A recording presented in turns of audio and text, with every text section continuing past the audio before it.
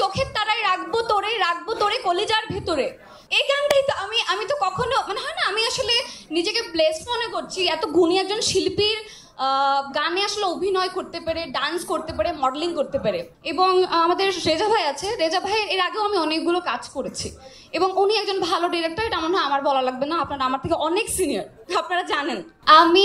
আমি তো অলংকার চৌধুরী, আপনাদের অলংকার। আমি এই জানির জান গানটি যখন আমাকে প্রথমবার সৈকত রেজা ভাই পাঠায়, তখন গানটা আমি শুনি, তো শোনার পর মনে হলো যে ওটা তো আখি আপুর গান।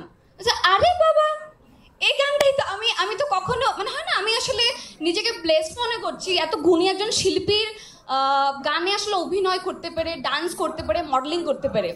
তো আমি বললাম যে ওকে, আমি গানটা করব, কেন করব না এটা কেমন কথা।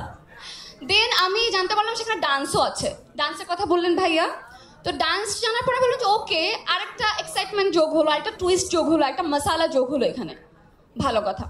গানটা শুটিংয়ে গেলাম, গানটা শুটিং করলাম। আমাদের রেজা ভাই আছে, আরিয়ান ভাই আছে, আরিয়ান ভাই এখানে ডিউপি ছিল। সো তার সবসময় সিনেমাটোগ্রাফি আমার প্রচণ্ড ভাল লাগে, প্রচণ্ড। এবং আমাদের রেজা ভাই আছে, রেজা ভাইয়ের এর আগেও আমি অনেকগুলো কাজ করেছি এবং উনি একজন ভালো ডিরেক্টর, এটা মনে হয় আমার বলা লাগবে না, আপনারা আমার থেকে অনেক সিনিয়র, আপনারা জানেন।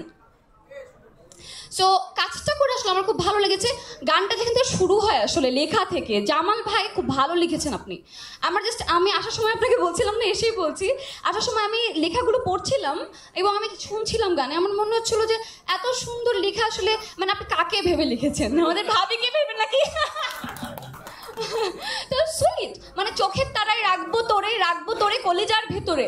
তো পরের লাইন আমি আসলে মনে নাই, I am really sorry, but মনে মনে গুনগুন করছি। যাই হোক, তারপর গানটা চলে গেল টিউন করতে। তো টিউন একটা রিদম আছে, মজা আছে একটা। সো গানটা আমরা খুব সুন্দরভাবে সাকসেসফুল করলাম। এখন আমাদের গানটা শুধুমাত্র আপনাদের মাধ্যমেই ছড়াতে হবে, যেন সবাই আসলে বাংলা গানের সাথে থাকে, ভালো গানের সাথে থাকে, এটাই আসলে প্রত্যাশা।